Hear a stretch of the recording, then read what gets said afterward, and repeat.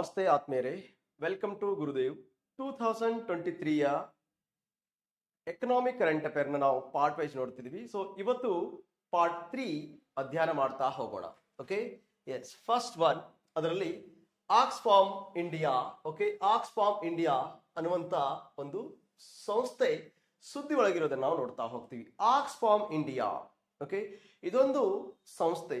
ಈ ಸಂಸ್ಥೆ ಯಾಕೆ ಸುದ್ದಿ ಒಳಗಿದೆ ಅನ್ನುವಂಥದ್ರ ಬಗ್ಗೆ ನಾವು ಸ್ವಲ್ಪ ಈಗ ಅಧ್ಯಯನ ಮಾಡ್ತಾ ಹೋಗೋಣ. Economic perspective. ಓಕೆ, ಗೊತ್ತಿರಲಿ, ರೀಸೆಂಟ್ ಆಗಿ ನಾವು FCRA ಅಂತ ಹೇಳ್ತೀವಿ, ಫಾರಿನ್ ಕಾಂಟ್ರಿಬ್ಯೂಷನ್ ರೆಗ್ಯುಲೇಷನ್ ಆಕ್ಟ್ ಅನ್ನುವಂತ ಒಂದು ಆಕ್ಟ್ ಅಡಿಯಲ್ಲಿ ಇದರ ಒಂದು ಉಲ್ಲಂಘನೆ ಆಗಿದೆ.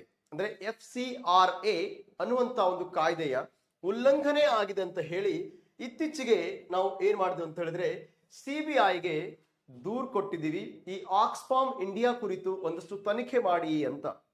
ಮತ್ತೊಂದ್ಸಲ ಹೇಳ್ತೀನಿ, FCRA ಕಾಯ್ದೆಯ ಒಂದು ಉಲ್ಲಂಘನೆ ಆಗಿದೆ. ಆಕ್ಸ್ಫಾರ್ಮ್ ಇಂಡಿಯಾ ಈ ಒಂದು ಉಲ್ಲಂಘನೆ ಮಾಡುವಂತ ಸಂಸ್ಥೆ. ಹಾಗಾಗಿ ಅದರ ಕುರಿತು ತನಿಖೆ ಮಾಡಿ ಅಂತ ನಾವು CBIಗೆ ದೂರನ್ನು ಕೊಟ್ಟಿದ್ದೀವಿ. ಹಾಗಿದ್ರೆ ಈ ದೂರು ಕೊಟ್ಟಿದ್ದಕ್ಕೆ ಏನಿದು ಆಕ್ಸ್ಫಾರ್ಮ್, ಏನ್ ಕೆಲಸ ಮಾಡ್ತದೆ, ಅಥವಾ ಯಾಕೆ ಇದ್ರ ಮೇಲೆ ನಾವು ದೋಷಾರೋಪಣೆಯನ್ನು ಹೊರಿಸ್ತಿದೀವಿ, ಅವುಗಳನ್ನ ಒನ್ ಬೈ ಒನ್ ನಾವೀಗ ಪರೀಕ್ಷಾ ದೃಷ್ಟಿಕೋನದಿಂದ ನೋಡ್ತಾ ಹೋಗೋಣ. ಆದ್ಮೇಲೆ ಆಕ್ಸ್ಫಾರ್ಮ್ ಇಂಡಿಯಾ ಅನ್ನುವಂಥದ್ದು ಒಂದು ಆಕ್ಚುಲಿ NGO ಆಗಿತ್ತು ಪ್ರಾರಂಭದಲ್ಲಿ. ಈ ಒಂದು ಸಂಸ್ಥೆ ದುರ್ಬಲ ವರ್ಗಗಳಿಗೆ ಸಂಬಂಧಪಟ್ಟಂತೆ ಅಥವಾ ವೀಕರ್ ಸೆಕ್ಷನ್ಸ್ಗೆ ಸಂಬಂಧಪಟ್ಟಂತೆ ಆಹಾರ, ವಸತಿ ಮತ್ತು ಶಿಕ್ಷಣದ ಮೇಲೆ ಕೆಲಸ ಮಾಡುವಂತ ಒಂದು ಅತಿ ದೊಡ್ಡ NGO, ನಾನ್ ಗವರ್ನಮೆಂಟ್ ಆರ್ಗನೈಸೇಷನ್ ಆಗಿದೆ. ನಾನ್ ಗವರ್ನಮೆಂಟ್ ಆರ್ಗನೈಸೇಷನ್, ಅತಿ ದೊಡ್ಡ ಒಂದು ಸಂಸ್ಥೆ. ಇಲ್ಲಿ ಪ್ರಸ್ತುತ ಈ ಸಂಸ್ಥೆ ಭಾರತದಲ್ಲಿ ಇದ್ದುಕೊಂಡು ತನ್ನ ಹೆಸರನ್ನ ಆಕ್ಸ್ಫಾರ್ಮ್ ಇಂಡಿಯಾ ಅನ್ನುವಂತ ಹೆಸರಿನಿಂದ ಕರೆಸ್ಕೊಳ್ಳುತ್ತೆ. ಆಕ್ಸ್ಫಾರ್ಮ್ ಇಂಡಿಯಾ. ಇಲ್ಲಿ ಆಕ್ಸ್ಫಾರ್ಮ್ ಇಂಡಿಯಾ ಸರ್ಕಾರದಿಂದ ಬರುವಂತ ಒಂದಷ್ಟು ಯೋಜನೆಗಳನ್ನು ಕೈಗೆತ್ತಿಕೊಂಡು ಇದು ದುರ್ಬಲ ವರ್ಗದವರಿಗೆ ಆಹಾರ, ವಸತಿ ಮತ್ತು ಶಿಕ್ಷಣದ ಮೇಲೆ ಕೆಲಸ ಮಾಡಲಿಕ್ಕೆ ಹೊರಟಿತ್ತು. ಆದರೆ ಏನಾಗಿದೆ, ಈ ರೀತಿಯ ಯೋಜನೆಗಳನ್ನು ಕೈಗೆತ್ತಿಕೊಳ್ಳುವಾಗ ಅಪರಾಧ ಎಸಗಿದೆ ಅಥವಾ ತನ್ನ ವ್ಯವಹಾರದಲ್ಲಿ ದೋಷವನ್ನ ಮಾಡಿದೆ ಅನ್ನುವಂಥ ವಿಚಾರವನ್ನ ಇತ್ತೀಚೆಗೆ ಸರ್ಕಾರ CBI ಥ್ರೂ FCRA ನಿಯಮದ ಥ್ರೂ CBIಗೆ ಒಪ್ಪಿಸಿರೋದನ್ನ ನಾವು ನೋಡ್ತಾ ಹೋಗ್ತೀವಿ. ಓಕೆ, ಹಾಗಿದ್ರೆ ಏನ್ ಸರ್ ಇದೆಲ್ಲ, ಅಥವಾ ಈ ಒಂದು ಪ್ರಕರಣ ಏನು? ಆಕ್ಸ್ಫಾರ್ಮ್ ಇಂಡಿಯಾ ಇದೊಂದು ವಿದೇಶಿ ಕೊಡುಗೆ ನಿಯಮ ಕಾಯ್ದೆ ಅಂತ ಹೇಳ್ತೀವಿ. ಫಾರಿನ್ ಕಾಂಟ್ರಿಬ್ಯೂಷನ್ ರೆಗ್ಯುಲೇಷನ್ ಆಕ್ಟ್ ಇಲ್ಲಿದೆ, ನಿಮ್ಗೆ ಕಾಣಿಸ್ತದೆ FCRA ಅನ್ನುವಂಥದ್ದು, ಫಾರಿನ್ ಕಾಂಟ್ರಿಬ್ಯೂಷನ್ ರೆಗ್ಯುಲೇಷನ್ ಆಕ್ಟ್. ಈ ಒಂದು ಕಾಯ್ದೆ ಅಡಿಯಲ್ಲಿ ವಿದೇಶಿ ಹಣವನ್ನ ಸ್ವೀಕರಿಸಲಿಕ್ಕೆ ನಾವು ಅನುವು ಮಾಡಿಕೊಟ್ಟಿರ್ತೀವಿ. ಸಹಜವಾಗಿ ಯಾವುದೇ ಒಂದು NGO ಬೇರೆ ದೇಶಗಳಿಂದ ಹಣವನ್ನ ತರಿಸ್ಕೋಬೇಕಾದ್ರೆ ಅಥವಾ ರಿಸೀವ್ ಮಾಡ್ಕೋಬೇಕಾದ್ರೆ ಒಂದು ಕಾಯ್ದೆ ಇರುತ್ತೆ. ಆ ಕಾಯ್ದೆ ಮೂಲಕ ಮಾತ್ರ ಇವರು ಅದನ್ನ ನಿರ್ವಹಣೆ ಮಾಡಬೇಕಾಗುತ್ತೆ. ಆ ಕಾಯ್ದೆ ಬೇರೆ ಯಾವುದಲ್ಲ, FCRA ಅನ್ನುವಂತ ಕಾಯ್ದೆ. Okay, foreign contribution regulation act. So ಈ ಕಾಯ್ದೆ ಅಡಿಯಲ್ಲಿ ಮಾತ್ರ ಮಾಡಬೇಕಾಗುತ್ತೆ. ಇದಕ್ಕೆ ಸಂಬಂಧಪಟ್ಟಂತೆ 2021ರಲ್ಲಿ ಈ ಸಂಸ್ಥೆ ಏನಪ್ಪಾ ಅಂತಂದ್ರೆ ತನ್ನ ಒಂದು ರಿಜಿಸ್ಟ್ರೇಷನ್ ಅನ್ನ ರಿನ್ಯೂ ಮಾಡ್ಕೋಬೇಕಾಗಿತ್ತು, ನವೀಕರಿಸಬೇಕಾಗಿತ್ತು. ಆದರೆ ಆ ಕೆಲಸವನ್ನ ಮಾಡಿರ್ಲಿಲ್ಲ, ಹಾಗೆ ಮುಂದುವರಿತಾ ಇತ್ತು. ಹಾಗಾಗಿ ಸರ್ಕಾರ ಏನ್ ಮಾಡಿದೆ ಅಂತ ಹೇಳಿದ್ರೆ FCRA ಕಾಯ್ದೆಯನ್ನ ಉಲ್ಲಂಘನೆ ಮಾಡಿದೆ ಈ ಆಕ್ಸ್ಫಾರ್ಮ್ ಇಂಡಿಯಾ. ಇದನ್ನ ಒಂದಷ್ಟು ತನಿಖೆ ಮಾಡಿ ಅಂತ CBIಗೆ ಇತ್ತೀಚೆಗೆ ಒಪ್ಪಿಸಿತ್ತು. ಓಕೆ, ಗೊತ್ತಿರ್ಲಿ. ಹಾಗಾದ್ರೆ ಇದಕ್ಕೆ ಸಂಬಂಧಪಟ್ಟಂತೆ ನಾವು ನೋಡ್ತಾ ಹೋಗೋಣ ಒನ್ ಬೈ ಒನ್. ಆ ನಿಯಮವನ್ನ ಮೀರಿ ವಿದೇಶಿ ದೇಣಿಗೆಯನ್ನ ಸತತವಾಗಿ ಪಡಿತಾ ಇರ್ತಕ್ಕಂಥ ಈ ಒಂದು ಸಂಸ್ಥೆ ಕುರಿತು ಈಗ CBI ಒಂದು ತನಿಖೆಯನ್ನ ಮಾಡ್ತಾ ಇದೆ, ಆಕ್ಸ್ಫಾರ್ಮ್ ಇಂಡಿಯಾ. ಹಾಗಿದ್ರೆ ಈ ಆಕ್ಸ್ಫಾರ್ಮ್ ಇಂಡಿಯಾದ ಕುರಿತು ಸ್ವಲ್ಪ ನಾವು ಅಧ್ಯಯನ ಮಾಡ್ತಾ ಹೋಗೋಣ. ನಿಮಗೆಲ್ಲ ಪ್ರಕರಣ ಅರ್ಥ ಆಗಿದೆ ಅಂತ ನಾನು ಅನ್ಕೊಂಡಿದ್ದೀನಿ. ಓಕೆ, ಎಸ್, ಆಕ್ಸ್ಫಾರ್ಮ್ ಇಂಡಿಯಾ ಆಕ್ಚುಲಿ ಇದೊಂದು ಇಂಟರ್ನ್ಯಾಷನಲ್ NGO. ಮೊದಲು ಭಾರತದಲ್ಲಿ ಪ್ರಾರಂಭ ಆಗಿದ್ದಲ್ಲ. 1942ರಲ್ಲಿ ಆಕ್ಸ್ಫಾರ್ಮ್ ಅನ್ನುವಂತ ಒಂದು ಸಂಸ್ಥೆ ಪ್ರಾರಂಭ ಆಗತ್ತೆ. ಅದು ಇಂಟರ್ನ್ಯಾಷನಲ್, ಆಕ್ಸ್ಫಾರ್ಮ್ ಇಂಟರ್ನ್ಯಾಷನಲ್ ಅಂತ ಹೇಳಿ ನಾವು ಕರಿತಾ ಹೋಗ್ತೀವಿ. ಇದರ ಮುಖ್ಯ ಉದ್ದೇಶ ಏನಪ್ಪಾ ಅಂದ್ರೆ ಜಾಗತಿಕ ಬಡತನದ ನಿವಾರಣೆಯನ್ನ ಮಾಡುವಂಥದ್ದು. ಜಾಗತಿಕ ಬಡತನ ನಿವಾರಣೆಯ ಮೇಲೆ ತನ್ನ ಗಮನವನ್ನ ಕೇಂದ್ರೀಕರಿಸ್ತಕ್ಕಂಥದ್ದು. ಓಕೆ, ಎಸ್, ಈ ಒಂದು ಕೆಲಸವನ್ನ ಮಾಡಲಿಕ್ಕೆ ಬ್ರಿಟಿಷ್ ಸರ್ಕಾರದ ಸಹಾಯಧನದೊಂದಿಗೆ ಈ ಒಂದು ಒಕ್ಕೂಟ ಪ್ರಾರಂಭ ಆಗಿತ್ತು. ಬ್ರಿಟಿಷ್ ಸರ್ಕಾರದ ಸಹಾಯಧನದೊಂದಿಗೆ ಈ ಒಂದು ಒಕ್ಕೂಟ ಪ್ರಾರಂಭ ಆಗಿತ್ತು. ಹಾಗಿದ್ರೆ ಇತ್ತೀಚೆಗೆ ಇದರದ ಒಂದಷ್ಟು ಕಾರ್ಯ ಎಲ್ಲಿ ನಡೀತಿದೆ ಭಾರತದಲ್ಲಿ? ಆಕ್ಸ್ಫಾಮ್ ಇಂಡಿಯಾ ಇಂಟರ್ನ್ಯಾಷನಲ್ ಲೆವೆಲ್ ಪ್ರಾರಂಭ ಆಗಿದೆ. ಓಕೆ, ಹಾಗಾದ್ರೆ ಭಾರತದಲ್ಲಿ ಎಲ್ಲಿ ಕೆಲಸ ಮಾಡ್ತಿದೆ ಬಡತನ ನಿವಾರಣೆ ಮಾಡೋಕ್ಕೋಸ್ಕರ ಅಂತ ಹೇಳಿದ್ರೆ ಗೊತ್ತಿರಲಿ, ಬಿಹಾರದಲ್ಲಿ ಓಕೆ ಕ್ಷಾಮದ ಸಂದರ್ಭದಲ್ಲಿ ಅಥವಾ ಕ್ಷಾಮದ ವಿರುದ್ಧ ಹೋರಾಟ ಮಾಡಲಿಕ್ಕೆ 1951ರಲ್ಲಿ ಈ ಒಂದು ಸಂಸ್ಥೆ ಕೆಲಸ ಮಾಡಲಿಕ್ಕೆ ಶುರು ಮಾಡಿತು. ಎಲ್ಲಿ? ಬಿಹಾರದಲ್ಲಿ. ಬಿಹಾರ ಮತ್ತೆ ಸುದ್ದಿ ಒಳಗಿದೆ.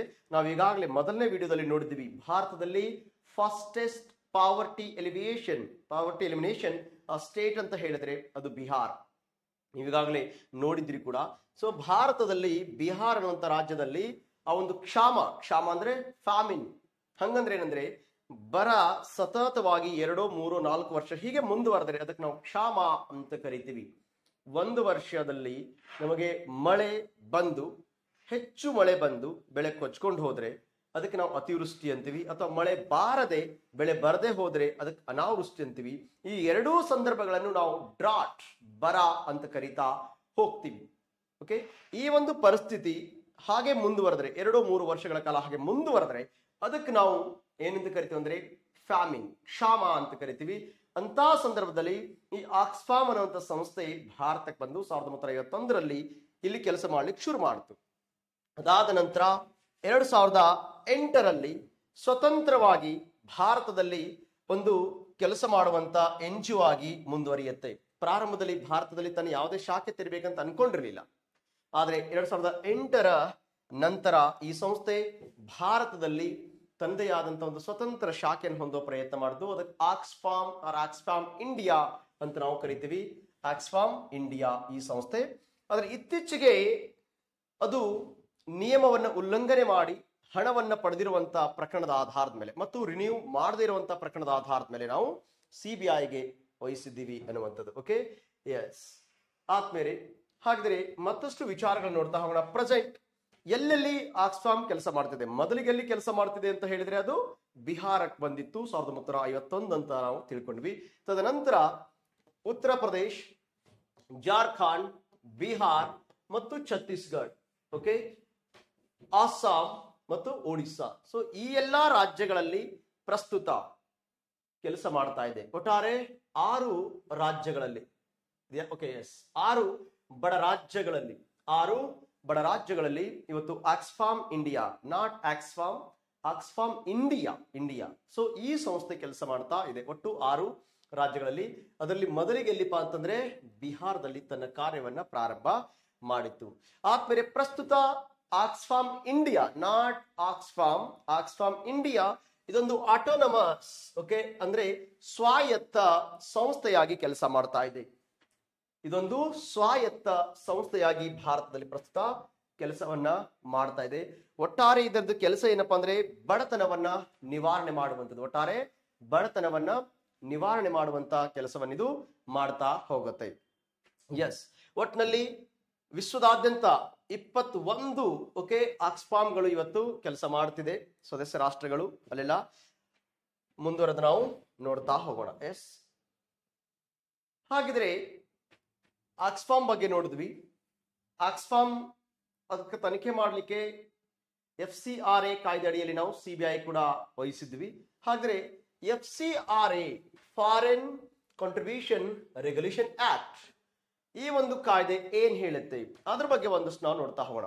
ಆದ್ಮೇಲೆ FCRA ಅನ್ನುವಂತ ಈ ಒಂದು ಕಾಯ್ದೆ ಭಾರತದಲ್ಲಿ ತುರ್ತು ಪರಿಸ್ಥಿತಿಯ ಸಮಯದಲ್ಲಿ ಬಂದಂತ ಒಂದು ಕಾಯ್ದೆ.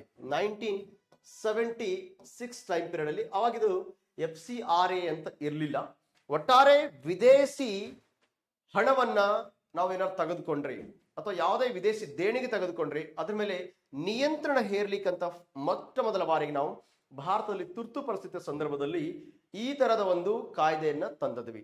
ಸೊ ಪ್ರಸ್ತುತ ಅದಕ್ಕೆ ನಾವು FCRA ಅಂತ ಕರೀತಾ ಹೋಗ್ತೀವಿ. ಒಟ್ಟಾರೆ ಏನಪ್ಪಾ ಅಂದ್ರೆ ವಿದೇಶಿ ಸಂಸ್ಥೆಗಳು ಓಕೆ ಭಾರತದಲ್ಲಿ ಯಾವುದೋ ಒಂದು ಸಂಸ್ಥೆಗೆ ತಮ್ಮ ಹಣವನ್ನ ಕೊಡುಗೆಯಾಗಿ ಕೊಡುವಂಥದ್ದು ಅಥವಾ ವರ್ಗಾವಣೆ ಮಾಡುವಂಥದ್ದು, ಸಾಗಣೆ ಮಾಡುವಂತ ಕೆಲಸವನ್ನ ಮಾಡುತ್ತೆ. ಅಂತ ಸಂದರ್ಭದಲ್ಲಿ ಅದು ಕಾನೂನೇತರ ಆಗಿದ್ರೆ ಇಲ್ಲಿಗಲ್ ಆಗಿದ್ರೆ ಆ ತರದ ಹಣವನ್ನ ನಿಲ್ಲಿಸ್ಲಿಕ್ಕೆ ಅಥವಾ ನಿಯಂತ್ರಿಸಲಿಕ್ಕೆ ಯಾರು ಕೆಲಸ ಮಾಡ್ತಾರೆ ಅಂದ್ರೆ ಈ FCRA ಕೆಲಸ ಮಾಡ್ತಾ ಹೋಗುತ್ತೆ. ಇನ್ನು ಮುಂದುವರೆದು ನಾವು ನೋಡ್ತಾ ಹೋಗೋದಾದ್ರೆ ಇಲ್ಲಿ ಸ್ವದೇಶಿ ಆಗ್ಬೇಕು. ಸ್ವದೇಶಿ ದೇಣಿಗೆಗಳನ್ನ ಸ್ವೀಕರಿಸಲು ಬಯಸುವವರು ಪ್ರತಿಯೊಬ್ಬ ವ್ಯಕ್ತಿ ಕೂಡ ಅಥವಾ NGO ಕೂಡ ಈ ಕಾಯ್ದೆ ಅಡಿಯಲ್ಲಿಯೇ ನೋಂದಣಿ ಮಾಡ್ಕೋಬೇಕು. ರೈಟ್. ಇಲ್ಲಿ ಯಾವುದೇ ಒಬ್ಬ ವ್ಯಕ್ತಿ ಅಥವಾ ಯಾವುದೇ ಒಂದು NGO, ಓಕೆ, ಯಾವುದೇ ಒಬ್ಬ ವ್ಯಕ್ತಿ ಅಥವಾ ಯಾವುದೇ ಒಂದು NGO ಈಗ ಒಂದು ಬೇರೆ ದೇಶದಿಂದ ಹಣವನ್ನ ತಗೋಬೇಕು ಅಥವಾ ಸ್ವೀಕರಿಸಬೇಕಂದ್ರೆ ಅವ್ರು ಕಡ್ಡಾಯವಾಗಿ ಈ ಒಂದು ಕಾಯ್ದೆ ಅಡಿಯಲ್ಲಿ ತಮ್ಮನ್ನು ತಾವು ನೋಂದಣಿ ಮಾಡ್ಕೋಬೇಕು. ಗೊತ್ತಿರಲಿ, ಅತಿ ಮುಖ್ಯವಾಗಿ ನೋಂದಣಿ ಮಾಡ್ಕೊಂಡ ನಂತರ ಬ್ಯಾಂಕ್ ಅಕೌಂಟಿಗೆ ಹಣ ಬರಬೇಕಾದ್ರೆ ಯಾವ್ಯಾವುದೋ ಬ್ಯಾಂಕ್ ಅಲ್ಲಿ ನಾವು ಅಕೌಂಟ್ ತೆಗೆದರೆ ಬರುವುದಿಲ್ಲ. Okay, especially SBI bank, state bank of India, ಕೇವಲ ಅದು ಒಂದು ಬ್ಯಾಂಕ್ ಅಲ್ಲಿ ಮಾತ್ರ ನಾವು ನಮ್ಮ ಅಕೌಂಟ್ ಅನ್ನ ಓಪನ್ ಮಾಡಬೇಕಾಗತ್ತೆ. SBI, ಓನ್ಲಿ SBI ಬ್ಯಾಂಕ್ ಮಾತ್ರ, ಕೇವಲ SBI ಬ್ಯಾಂಕ್ ಅಲ್ಲಿ ಮಾತ್ರ ನಾವು ಅಕೌಂಟ್ ಓಪನ್ ಮಾಡಬೇಕು. ಅದು ಎಲ್ಲಿರಿ ಅಂತಂದ್ರೆ ಕೇವಲ ದೆಹಲಿ ಒಳಗೆ ಮಾತ್ರ, ಕೇವಲ ದೆಹಲಿಯಲ್ಲಿ ಮಾತ್ರ ನಾವು ಈ ಒಂದು ದೆಹಲಿಯ SBI ಬ್ರಾಂಚ್ ಅಲ್ಲಿ ನಮ್ಮ ಖಾತೆಯನ್ನು ತೆರೀಬೇಕಾಗತ್ತೆ. ಓಕೆ, ಈ ಒಂದು ಸಂಸ್ಥೆ ಪ್ರಸ್ತುತ ಯಾವ ಸ್ವರೂಪದಲ್ಲಿದೆ? The nature of organisation, okay, it's a political in nature, ರಾಜಕೀಯ ಸ್ವರೂಪದ ಒಂದು ಸಂಸ್ಥೆಯಾಗಿದೆ. ಈ ತರದ ಪ್ರಶ್ನೆಗಳನ್ನು ಕೇಳ್ತಿರ್ತಾರೆ. ನಾವೆಲ್ಲ ನೋಡ್ಕೊಂಡು FCRA ಬಗ್ಗೆ ಎಲ್ಲ ಓದ್ಬಿಟ್ಟಿರ್ತೀವಿ, ಅದು ಇದು ಎಲ್ಲ ಸೇರಿಸಿ ಪ್ರಶ್ನೆ ಕೇಳ್ಬಿಡ್ತಾನೆ. FCRA ಈ ಕೆಳಗಿನ ಯಾವ ತರದ ಒಂದು ಸಂಸ್ಥೆಯಾಗಿದೆ? ರಾಜಕೀಯ ಸಂಸ್ಥೆಯಾಗಿದೆ ಪ್ರಸ್ತುತ ಅಂತ ಕೇಳ್ತಾನೆ. ಪ್ರಸ್ತುತ ರಾಜಕೀಯ ಸಂಸ್ಥೆ ಆಗಿದೆ, ಇದೊಂದು ಧಾರ್ಮಿಕ ಸಂಸ್ಥೆ ಆಗಿದೆ, ಅಥವಾ ಇದೊಂದು ಆರ್ಥಿಕ ಸಂಘಟನೆಯಾಗಿದೆ, ಮೇಲಿನ ಯಾವುದೂ ಅಲ್ಲ ಅನ್ನುವಂಥ ಪ್ರಶ್ನೆ. ಸೊ ಈ ರೀತಿ ಆಪ್ಷನ್ಗಳನ್ನು ಕೊಟ್ಟು ಪ್ರಶ್ನೆ ಮಾಡುವಂತ ಸಂದರ್ಭಗಳು ಬಂದರೂ ಬರಬಹುದು. ಗೊತ್ತಿರಲಿ, FCRA which is political in nature, ಈ ಸಂಸ್ಥೆ ರಾಜಕೀಯ ಸ್ವರೂಪದ ಒಂದು ಸಂಸ್ಥೆ ಅಂತ ನಾವು ನೋಡಿದ್ವಿ. ಸೊ ಇದಿಷ್ಟು ವಿಚಾರ ಏನಪ್ಪಾ ಅಂತಂದ್ರೆ ಆಕ್ಸ್ಫಾಮ್ ಇಂಡಿಯಾ, ದೆನ್ FCRA. ಹಾಗಾದ್ರೆ CBI ಬಗ್ಗೆ ನಾವು ಹೆಚ್ಚಿಗೆ ನೋಡೋದು ಬೇಡ, ಆದ್ರೂ ಒಂದಷ್ಟು ಮಾಹಿತಿಯನ್ನು ನಾವು ನೋಡ್ತಾ ಹೋಗೋಣ. CBI ಅಂದ್ರೆ ಸೆಂಟ್ರಲ್ ಬ್ಯೂರೋ ಆಫ್ ಇನ್ವೆಸ್ಟಿಗೇಷನ್ ಅಂತ ನಾವು ನೋಡ್ತಾ ಹೋಗ್ತೀವಿ. ಭಾರತದ ಒಂದು ಪ್ರಮುಖ ತನಿಖಾ ಸಂಸ್ಥೆ. ಓಕೆ, GK ಒಳಗೆ ಕೂಡ ನೀವು ಹೋಗ್ತಿರ್ತೀರಿ, ಬಟ್ ಸ್ವಲ್ಪ ನಾವು ನೋಡ್ತಾ ಹೋಗೋಣ. ಓಕೆ, ಭಾರತದಲ್ಲಿ ಇಲ್ಲಿ ಕುಂದುಕೊರತೆಗಳು ಮತ್ತು ಪಿಂಚಣಿ ಸಚಿವಾಲಯದ ಅಡಿಯಲ್ಲಿ ಇದು ಕೆಲಸ ಮಾಡ್ತಾ ಹೋಗುತ್ತೆ. ಸಿಬ್ಬಂದಿ ಸಾರ್ವಜನಿಕ ಕುಂದುಕೊರತೆ ಮತ್ತು ಪಿಂಚಣಿ ಸಚಿವಾಲಯದ ಕೆಳಗಡೆ ಇದು ಅದರ ಅಡಿಯಲ್ಲಿ ಕೆಲಸ ಮಾಡ್ತಾ ಹೋಗುತ್ತೆ. ಒಂದು ವಿಶೇಷ ಏನಪ್ಪಾ ಅಂತ ಹೇಳಿದ್ರೆ, CBI ತಾನು ಸಂಗ್ರಹಿಸ್ತಕ್ಕಂಥ ಮಾಹಿತಿಯನ್ನ RTI ಮೂಲಕ ಕೊಡ್ಲಿಕ್ಕೆ ಅದಕ್ಕೆ ಅವಕಾಶ ಇಲ್ಲ. ಓಕೆ, ಮಾಹಿತಿ ಹಕ್ಕು ಕಾಯ್ದೆ ಅಡಿಯಲ್ಲಿ CBIಗೆ ವಿನಾಯಿತಿ ಇದೆ. ಇದಕ್ಕೆ ವಿನಾಯಿತಿ ಇದೆ, ಇದು ಎಕ್ಸೆಪ್ಷನ್ ಒಳಗಿರುತ್ತೆ. ಅಂದ್ರೆ ನೀವು ಯಾರಿಗಾದ್ರೂ ಹೋಗಿ ಮಾಹಿತಿಯನ್ನ, ಸಾರ್ವಜನಿಕ, ಈಗ ಅಧಿಕಾರಿ ಇರ್ತಾರೆ, ಸರ್ಕಾರದ ಯೋಜನೆಗಳು ತರ್ತಾರೆ, ಸರ್ಕಾರದ ನೀತಿ ನಿಯಮಗಳನ್ನ ಜನರಿಗೆ ತಲುಪಿಸ್ತಾರೆ, ನೀತಿಗಳನ್ನು ತಲುಪಿಸ್ತಾರೆ, ಯೋಜನೆಗಳನ್ನು ತಲುಪಿಸ್ತಾರೆ, ಕಾರ್ಯಕ್ರಮಗಳನ್ನು ಜನರಿಗೆ ತಲುಪಿಸ್ತಾರೆ. ನೀವು ಅವ್ರ ಹತ್ರ ಮಾಹಿತಿಯನ್ನು ಕೇಳ್ಬೋದು ಅಥವಾ ಎಲ್ಲಾ ರೀತಿಯಲ್ಲೂ ಮಾಹಿತಿ ಕೇಳ್ಬೋದು. ಬಟ್ ಕೆಲವೊಂದಿಷ್ಟು ಎಕ್ಸೆಪ್ಷನ್ಸ್ ಇದೆ. ಆ ಎಕ್ಸೆಪ್ಷನ್ಸ್ ಗಳಲ್ಲಿ CBI ಕೂಡ ಒಂದು. CBI ಸಂಗ್ರಹ ಮಾಡ್ತಕ್ಕಂಥ ಮಾಹಿತಿಯನ್ನು ನೀವು ಯಾವತ್ತೂ ಕೂಡ ಕೇಳೋ ಹಾಗಿಲ್ಲ, ಯಾಕಂದ್ರೆ ಅದು ಎಕ್ಸೆಪ್ಷನ್ ಇದೆ. ಮಾಹಿತಿ ಹಕ್ಕು ಕಾಯ್ದೆ ಅಡಿಯಿಂದ ಇದು ಏನಪ್ಪಾ ಅಂತಂದ್ರೆ ವಿನಾಯಿತಿಯನ್ನು ಪಡ್ಕೊಂಡಿದೆ. ಮುಂದುವರೆದು ಮತ್ತೆ ನೋಡ್ತಾ ಹೋಗೋದಾದ್ರೆ, ಇಂಟರ್ಪೋಲ್ ನಿಮಗೆಲ್ಲ ಗೊತ್ತಿದೆ. ಇಂಟರ್ಪೋಲ್ ಅನ್ನುವಂಥ ಸಂಸ್ಥೆ, ಈ ಇಂಟರ್ಪೋಲ್ ಸಂಸ್ಥೆಗೆ ಸಂಬಂಧಪಟ್ಟಂತ CBI ಭಾರತದ ಅಧಿಕೃತವಾದಂತ ಸಂಸ್ಥೆ ಆಗಿರುತ್ತೆ. ಅಂದ್ರೆ CBIಗೆ ನೇರವಾಗಿ ಭಾರತದಲ್ಲಿ ಯಾರು ಅದಕ್ಕೆ ಕಾರ್ಯ ಪ್ರವೃತ್ತರಾಗಿ ಕೆಲಸ ಮಾಡ್ತಾರೆ ಅಂತ ಹೇಳಿದ್ರೆ ಇಲ್ಲಿ CBI. ಇಂಟರ್ಪೋಲ್ಗೆ ಸಹಾಯಕವಾಗಿ ಭಾರತದಲ್ಲಿ ಅಧಿಕೃತವಾಗಿ ಕೆಲಸ ಮಾಡುತ್ತವರು CBI ಭಾರತದಲ್ಲಿ ಇಂಟರ್ಪೋಲ್ನ ಒಂದು ಏಜೆಂಟ್ ಆಗಿ ಅಥವಾ ಅದಕ್ಕೆ ಸಹವರ್ತಿಯಾಗಿ ಕೆಲಸ ಮಾಡ್ತಾ ಹೋಗುತ್ತೆ. ಏಕೈಕ ಕೇಂದ್ರ ಅಂತ ಹೇಳ್ತೀವಿ ನಾವು. ಅಂದ್ರೆ CBI ಇಂಟರ್ಪೋಲ್ಗೆ ಭಾರತದಲ್ಲಿ ಸಹಾಯಕ ಮಧ್ಯವರ್ತಿಯಾಗಿ ಕೂಡ ಕೆಲಸ ಮಾಡ್ತಾ ಹೋಗುತ್ತೆ. CBI ಕೇಂದ್ರ ಕಚೇರಿ ಬಂದು ನಮಗೆ ದೆಹಲಿ ಒಳಗೆ ಕಂಡು ಬರುತ್ತೆ. CBI ಕೇಂದ್ರ ಕಚೇರಿ ದೆಹಲಿ, CBI ಕೇಂದ್ರ ಕಚೇರಿ ಕಂಡು ಬರುತ್ತೆ ನಮಗೆ ದೆಹಲಿ. ಸೊ ಆದ್ಮೇಲೆ ಇದಿಷ್ಟು ನಾವು CBIಗೆ ಸಂಬಂಧಪಟ್ಟಂತೆ ನೋಡ್ತಾ ಹೋಗ್ತೀವಿ. ಓಕೆ, ಜಸ್ಟ್ ಯಾಕೆ ಬಂತು ಅಂತ ಹೇಳಿದ್ರೆ FCRAದ ಒಂದು ದೋಷವನ್ನ ಅಥವಾ ಅದರ ಒಂದು ಅಪರಾಧವನ್ನ ಸರ್ಕಾರ ಪತ್ತೆ ಹಚ್ಚಲಿಕ್ಕೆ ಸಿಬಿಐಗೆ ಒಪ್ಪಿಸಿದ ಕಾರಣಕ್ಕಾಗಿ ಜಸ್ಟ್ ಸಿಬಿಐ ಬಗ್ಗೆ ನೋಡಿದ್ವಿ. ಮತ್ತೆ ಮುಂದಿನ ದಿನಮಾನಗಳಲ್ಲಿ ಮತ್ತೆ ನಾವು ಸಪರೇಟ್ ಟಾಪಿಕ್ಗಳನ್ನು ನೋಡ್ತೀವಿ. ಸ್ಟ್ಯಾಚ್ಯುಟರಿ ಬಾಡೀಸ್ಗಳನ್ನ ಕಾನ್ಸ್ಟಿಟ್ಯೂಷನ್ ಬಾಡಿ ಸರ್ಗಳು ತಗೊಂಡಾಗ ಅದ್ರ ಬಗ್ಗೆ ಹೇಳ್ತಾ ಹೋಗ್ತಾರೆ. ಜಸ್ಟ್ ನಾನು ಇದ್ರ ಬಗ್ಗೆ ಗ್ಲಾನ್ಸ್ ಮಾಡಿದ್ದೀನಿ.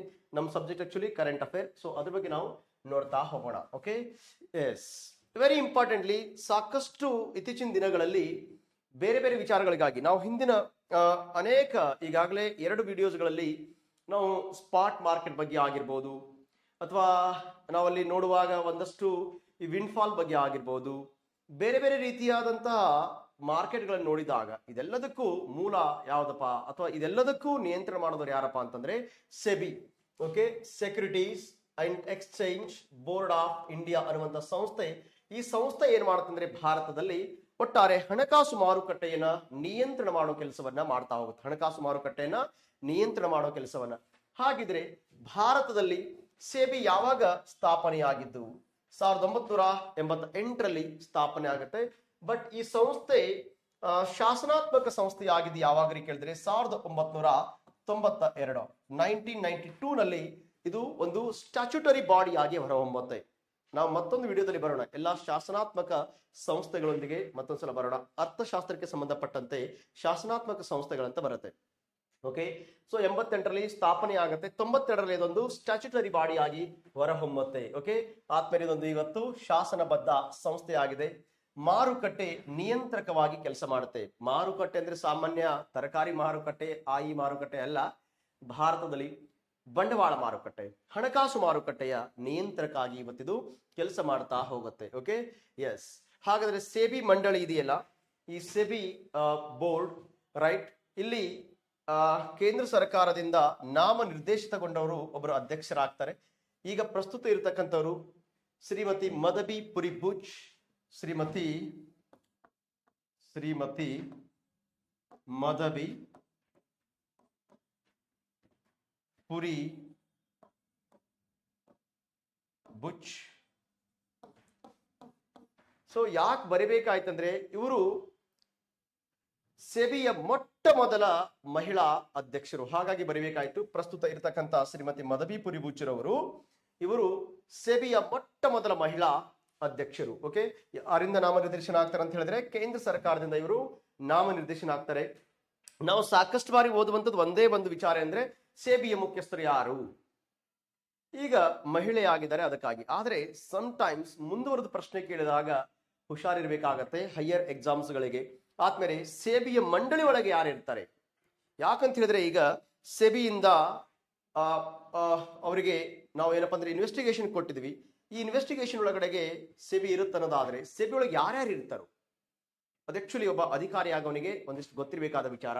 ಹಾಗಾಗಿ ಸೆಬಿ ಒಳಗಡೆ ಒಬ್ಬರು ಅಧ್ಯಕ್ಷರು ಇರ್ತಾರೆ, ಅವರನ್ನ ಕೇಂದ್ರ ಸರ್ಕಾರ ನಾಮಿನೇಟ್ ಮಾಡುತ್ತೆ.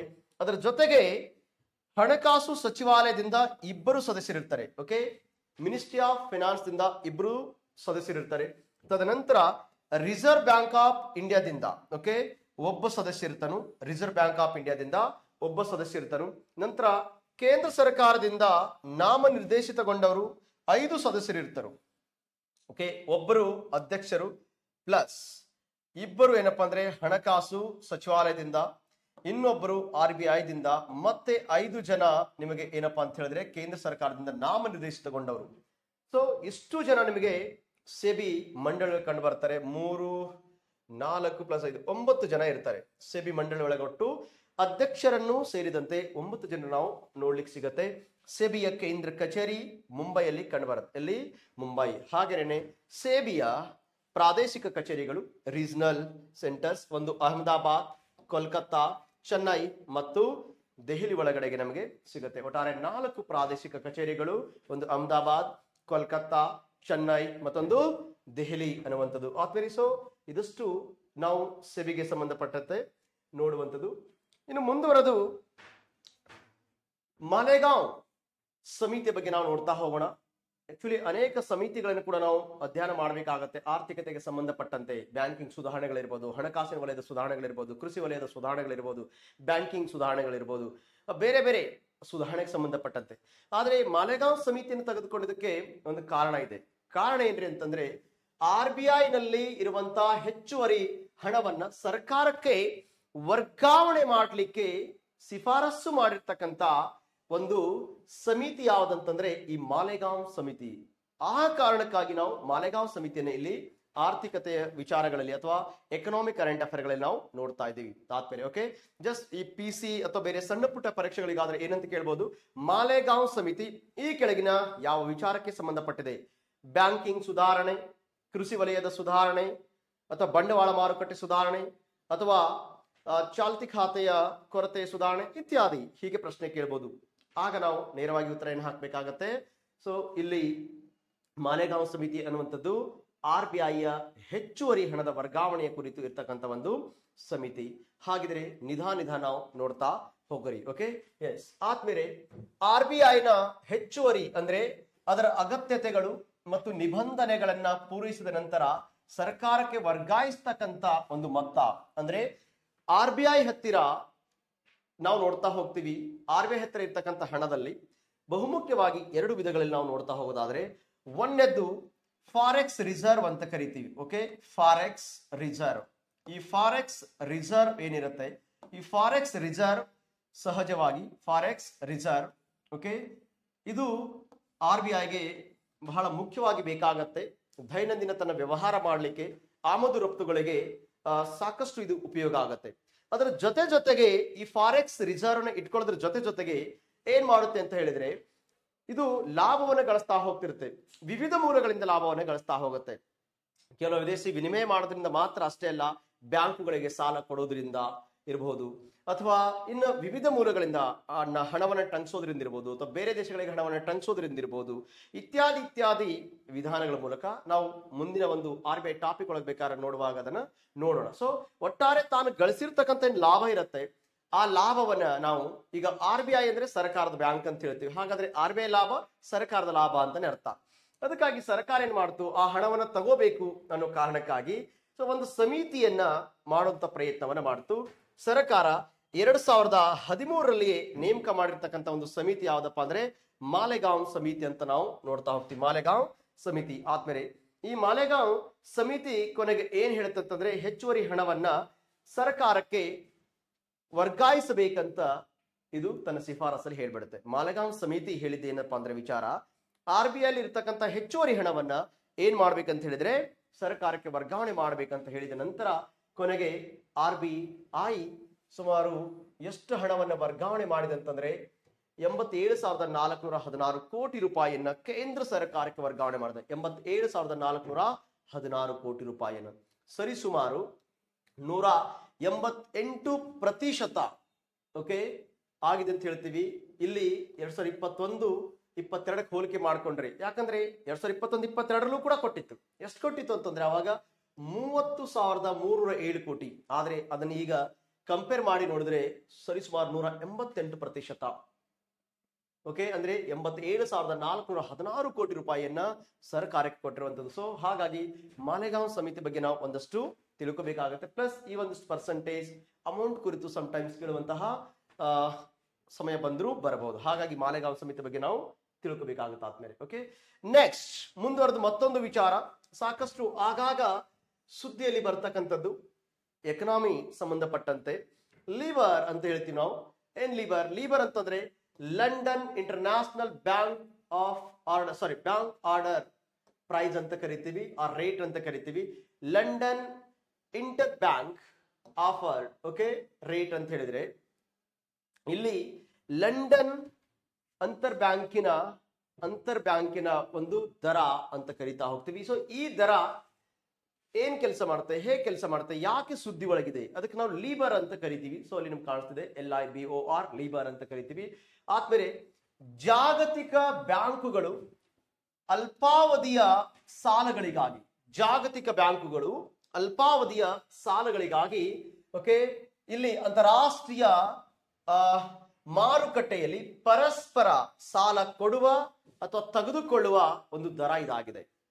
ಅಂತಾರಾಷ್ಟ್ರೀಯ ಮಟ್ಟದಲ್ಲಿ ಬ್ಯಾಂಕುಗಳು ಸಾಲ ಕೊಡುವ ಅಥವಾ ತೆಗೆದುಕೊಳ್ಳುವಂತ ಸಂದರ್ಭದಲ್ಲಿ ಯಾವುದೋ ಒಂದು ಬ್ಯಾಂಕ್ ಸಾಲವನ್ನು ಕೊಡುತ್ತೆ, ಇನ್ನೊಂದು ಬ್ಯಾಂಕ್ ಯಾವುದೋ ಸಾಲವನ್ನು ತೆಗೆದುಕೊಳ್ಳುತ್ತೆ. ಅಂತ ಸಂದರ್ಭದಲ್ಲಿ ನಾವು ಈ ದರವನ್ನು ನಾವು ಇಲ್ಲಿ ಎಕ್ಸ್ಪೆಕ್ಟ್ ಮಾಡಬಹುದು. ಯಾವ್ದು ಲೀಬರ್ ಅನ್ನುವಂಥದ್ದು. ಸೊ ಈ ಮಾನದಂಡವನ್ನು ನಾವು ಬಡ್ಡಿಯ ದರವಾಗಿ ತೆಗೆದುಕೊಳ್ತೀವಿ ಅಂತಾರಾಷ್ಟ್ರೀಯ ಮಟ್ಟದಲ್ಲಿ.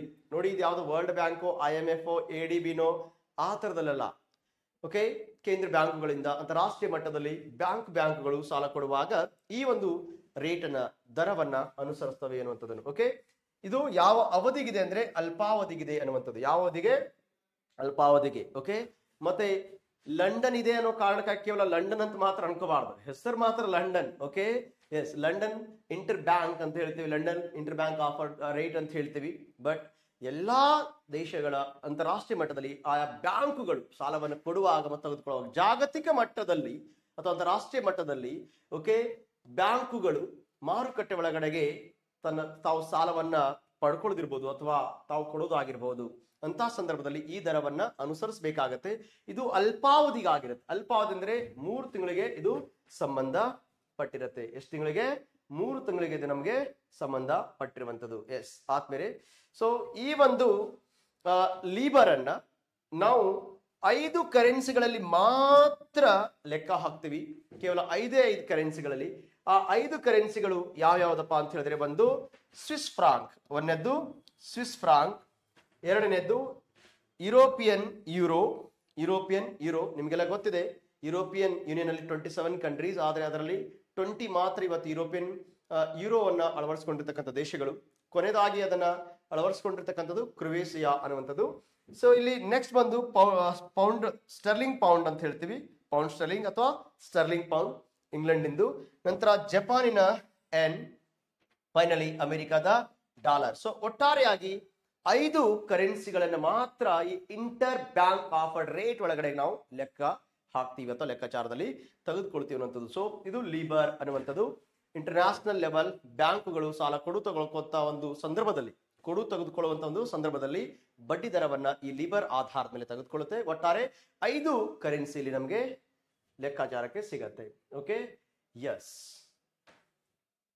ಮುಂದುವರೆದು ನಾವು ಮತ್ತಷ್ಟು ನೋಡ್ತಾ ಹೋಗೋಣ. ಆದ್ಮೇಲೆ ಇಲ್ಲಿ ಇದಕ್ಕೆ ಸಂಬಂಧಪಟ್ಟಂತೆ ಲೀಬರ್ ಇದ್ದಂತೆ ಮತ್ತೊಂದೇನಪ್ಪಾ ಅಂತ ಹೇಳಿದ್ರೆ ಮೀಫರ್ ಅನ್ನುವಂಥದ್ದು ನೋಡ್ತಾ ಹೋಗ್ತೀವಿ. ಓಕೆ, ಲೀಬರ್ ಇರೋ ಹಾಗೆ ಮತ್ತೊಂದು ಮೀಫರ್ ಅಂತ ಹೇಳ್ತೀವಿ. ಸೊ ಇಲ್ಲಿ ಮೈಫರ್ ಅಂತ ಹೇಳಿದ್ರೆ Mumbai inter bank forward okay outright rate ಅಂತ ಕರಿತೀವಿ, ಔಟ್ರೈಟ್ ದರ ಅಂತ ಕರಿತಾ ಹೋಗ್ತೀವಿ. Mumbai inter bank forward outright rate ಅಂತ ನಾವು ಕರಿತಾ ಹೋಗ್ತೀವಿ. ಇದನ್ನ ಭಾರತದಲ್ಲಿ ಓಕೆ ದೇಶೀಯ ಬಡ್ಡಿ ದರದ ಮಾನದಂಡವಾಗಿ ನಾವು ಮೈಫರ್ ಅನ್ನು ನಾವು ಯೂಸ್ ಮಾಡ್ತೀವಿ. ಹೇಗೆ London inter bank offered rate ನೋಡ್ತೀವೋ ಹಾಗೆ ಭಾರತದಲ್ಲಿ ನಾವು ಮೈಫರ್ ಅನ್ನು ಕೂಡ ನಾವು ನೋಡ್ತಾ ಹೋಗ್ತೀವಿ. ಸೊ ರೀಸೆಂಟ್ ಆಗಿ ಇದು ಕೂಡ ಸಾಕಷ್ಟು ಸುದ್ದಿ ಒಳಗಿದ್ದು ನಾವು ನೋಡ್ತಾ ಹೋಗ್ತೀವಿ. ಜಸ್ಟ್